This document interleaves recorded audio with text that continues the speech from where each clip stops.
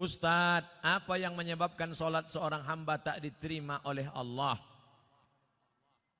Irji ila sholatika fa innaka lam tusalli. Ulangi sholatmu karena sholatmu batal. Diulanginya lagi. Irji ila sholatika fa innaka lam tusalli. Ulangi lagi sholatmu karena sholatmu batal. Diulanginya lagi. Irji ila sholatika. 3 kali ulang. Kenapa sholatnya disuruh ulang sampai 3 kali? Karena tidak ada tuma'ni. Nah, idza aqamta, kalau tegak, hatta tatma'inna qa'iman, tegak. Kalau ruku, hatta tatma'inna raki'an. Subhana rabbiyal azim, subhana rabbiyal azim, subhana rabbiyal azim, subhana rabbiyal azim wa bihamdih. Kalau sujud sampai tuma'nina. Kalau salat di Masjid Baitur Rahmah pasti tuma'nina, karena imamnya yang biasa orang tak tuma'nina salat sendiri macam bambu di hembus angin. Allah Allah Allah Allah Allah Allah Allah Allah Allah Allah. Selesai. Maka sholat berjamaah.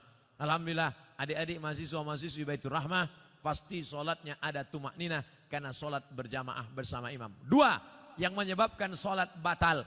La sholat, sah sholat liman lam yaqra' bi fatihatil kitab. Fatihahnya tak betul. Fatihah rukun sholat, luruskan. Bismillahirrahmanirrahim. Alhamdulillahi rabbil alamin. Ar-Rahmanir-Rahim. Maliki yaumiddin. Iyyaka na'budu wa iyyaka nasta'in. Ihdinas siratal mustaqim. Siratal ladzina an'amta 'alaihim ghairil maghdubi 'alaihim waladdallin. Amin. Betulkan Fatihah. Ngaji Iqra. Ngaji Iqra. Seandainya tak ada ulama dari Minangkabau, mungkin saya tak pandai membaca Quran. Jadi Ustadz dulu ngaji sama siapa? Ulama-ulama Minangkabau yang mengajarkan mengaji. Alif di atas, alif di bawah, i alif depan, u, a, i, u. Di atas itu kan dari Minangkabau. Alif 2 di atas, an, alif 2 di bawah, in, alif 2 di depan, un, an, in, un. Yang tahu berarti udah tua.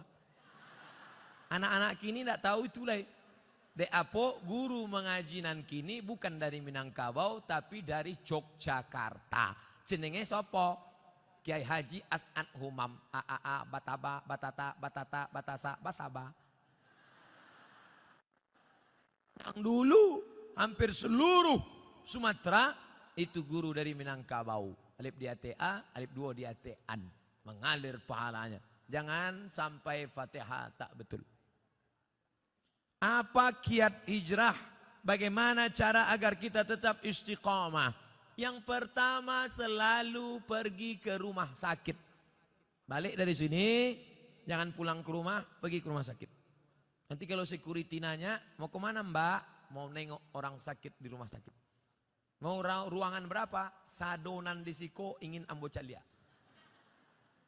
Saya kalau diajak jamaah, Ustadz ayo kita ke ruang ICU. Datang, tulis dia teh ICU, artinya ICU. Ambo mencaliak waang tak bisa mencaliak ambo. Nampak di sana orang cuci darah, keluar darah dari dalam badan, masuk ke selang, masuk ke mesin, dicuci 5 jam, masuk lagi. Sakitnya berapa? Duitnya berapa? Maka kita yang sehat bersyukur nikmat sehat dengan banyak-banyak beribadah. Tak juga bersyukur nengok orang sakit, pergi ke kubur menengok orang mati. Mim dia mata ya bawati, mati. Tengok bagaimana, apa yang akan dibawa? Tinggal akan dibawa solat. Inna awwala ma yuhasabu bihil abdu yaumal qiyamah. Yang pertama kali dihisap, dihitung hari kiamat, solat. Yang ketiga, buat komunitas. Komunitas alumni Baitur Rahmah. Buat satu contoh sekolah percontohan. Madrasah tahfiz Quran alumni Baitur Rahmah. Anak yatim, uang sekolahnya tanggung. Guru-gurunya. Kalau sudah ada, yang sudah ada itu aja jaga. Alumni-alumni pulang dari sini, buat ikatan alumni, pergi. Cari mana sekolah. Pak Kepala Sekolah, ya. Berapa guru yang belum digaji? Berapa anak yatim yang belum bayar uang sekolah? berapa kursi yang patah, berapa whiteboard yang rusak, berapa papan tulis yang bolong, berapa atap yang perlu diganti. Bapak mau ganti? Enggak, bertanya saya. Bantulah. Itu yang akan membuat kita istiqomah insyaAllah. Saya sebelum datang ke Kota Padang, kami tidak dari Payakumbuh. Padahal kalau dekat dari Pekanbaru dekat Payakumbuh. Tapi kami mutar ke Indragiri Hulu, masuk ke Kuantan Singingi. Kenapa?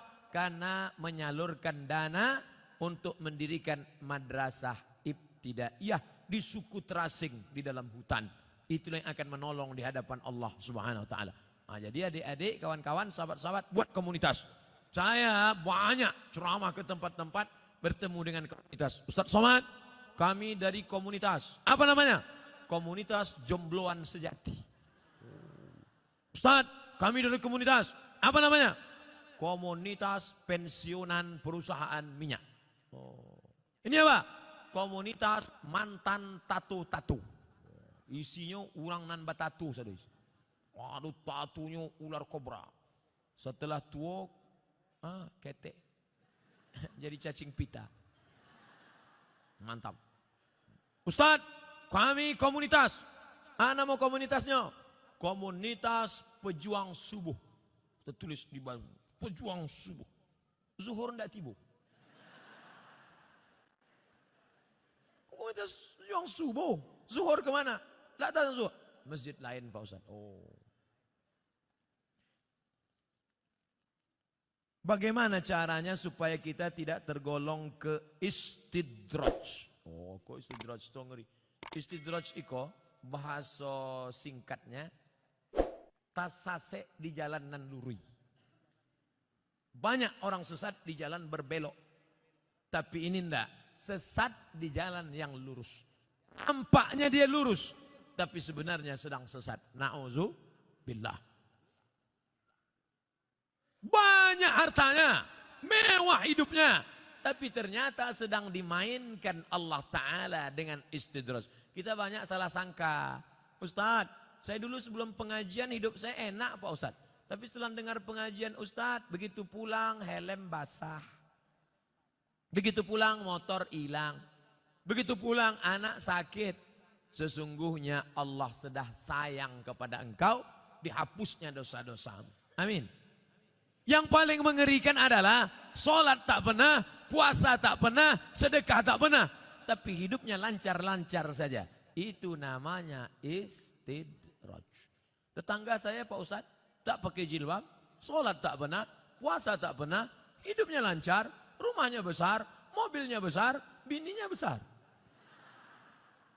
Itu namanya istidraj. Sanastadrijuhum min haitsu la ya'lamun. Kami mainkan mereka dengan istidraj. Kami mainkan mereka karena mereka mempermainkan Allah. Mereka sangka Allah lalai, mereka sangka Allah lupa. Tidak. Allah sedang memainkan engkau dengan istidraj. Jadi caranya biar sadar, introspeksi diri. Mengapa aku begini? Kalau terasa salah, istighfar, mohon ampun kepada Allah Subhanahu wa taala. Semoga Allah mempertemukan kita semua di surga nanti bersama para nabi dan orang soleh. Amin. Sampai saya ke surga, saya tengok surga kosong. Ambo surang saya isi. Ambo tanya malaikat, mana jamaah Baitur Rahmah? Mereka VVIP. Rupanya ambo kelas ekonomi. Apa ndak VVIP? Sholat tarawihnya 1 juz. Sholat berjamaahnya ndak tinggal. Di dalam masjidnya khusyuk. Saking kan khusyuknya sampai terlaluk. Masjid lain orang kepanasan. Jadi tenang, sejuk. Khotib berapi-api, dia berair-air. Mimbarnya tinggi. Masjid Baitur Rahmah Padang naik ke atas. Hanya saja saya sarankan kalau sholat di Masjid Baitur Rahmah, tolong tatapan matanya supaya ke tempat sujud. Jangan mentengok ke atas, karena di sini kaligrafi banyak. Rancak mana kaligrafi? Khusyuk, jaga. Apa hukum seorang istri yang taat beribadah, rajin puasa, tapi bicara pada suaminya suaranya keras? Memang setelannya begitu. Memang kareh suaranya. Coba periksakan, mungkin jonyo pakak.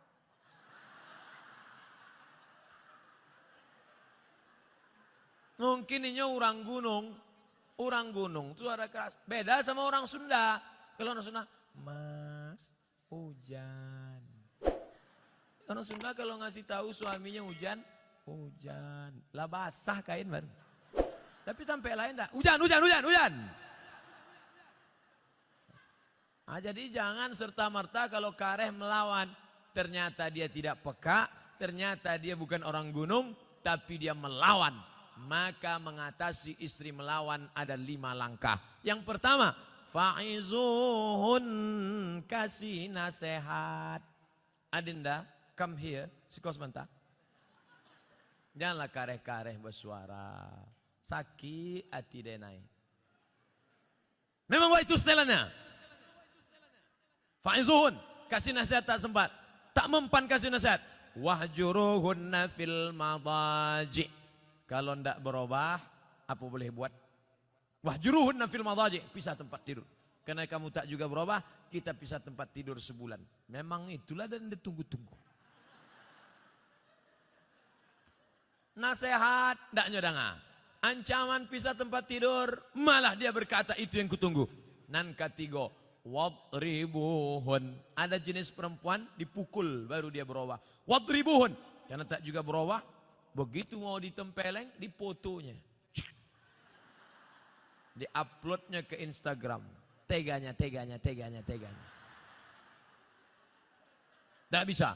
Pukul sekarang tak bisa. KDRT, kekerasan dalam rumah tangga. Tak juga bisa. Yang kelima, maka jatuh. Ada satu surat dalam Quran namanya tolak. Mediasi dulu, bukan langsung. Jadi bukan mentang-mentang kasar. Ini banyak laki-laki sikit-sikit. Talak 100. Enak aja. Ingat, laki-laki yang pemarah langsung lewat talak 100, talak 1000, jatuhnya 3. Kalau sudah jatuh talak 3, tidak bisa menikah sebelum istri itu menikah lagi dengan laki-laki lain. Dan jangan lupa, orang yang sudah menjatuhkan talak 3, tidak ada yang lebih cantik daripada Jelo. Apa itu Jelo? Jandolamu. Waspadalah. Maka hati-hati. Langkah yang keempat, fab'atsu hakaman min ahlihi wa hakaman min ahliha. Panggil keluarga laki-laki, panggil keluarga perempuan, nenek mama, panggil semua, panggil pula wali, duduk. Ini harus mediasi. Apa judul tema mediasinya? Mau dibawa kemana hubungan ini? Tak juga mempan, barulah yang kelima, itu langkah sudah mentok tak ada lagi, puncak barulah tolak. Karena kau tak juga berubah, kau melawan, kau emosi, akhirnya jatuh talak 1 pun masih bisa rujuk 3 bulan. Gimana? Sudah jatuh? Alah, macam itu 10 aku dapat. Bulan 1, gimana? Bulan kedua, 5 dapat. Mulai turun harga. Bulan terakhir, aku mau rujuk, masih bisa rujuk. Kalau sampai 3 bulan tidak rujuk, habis, putus. Setelah bulan keempat baru mau rujuk, bisa lagi rujuk, tapi pakai akad baru. Mempelai laki-laki, mempelai perempuan, ada mahar, ada ijab, ada qabul, ada wali, ada saksi 2 orang. Aku nikahkan engkau dengan anakku dengan mahar sebentuk cincin emas tunai sah. Itulah namanya pengantin baru stok.